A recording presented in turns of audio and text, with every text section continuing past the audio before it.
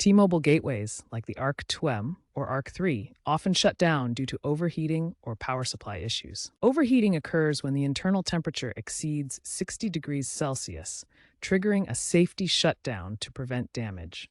Inadequate voltage from faulty AC adapters or power surges can also cause shutdowns. Firmware issues can contribute, but heat is the primary culprit.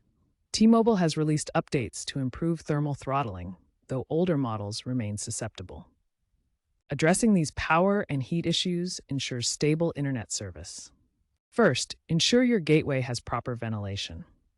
Allow at least 6 inches of clearance around the device, clean dust from the fan, and keep it out of direct sunlight or enclosed spaces. Next, verify your power supply. Use a surge protector and check that the AC adapter is 12 volts 3 amps compatible. Regularly reboot the gateway via the T-Mobile app.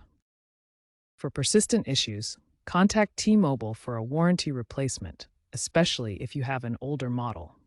Consider a UPS, uninterruptible power supply, for additional stability during power fluctuations.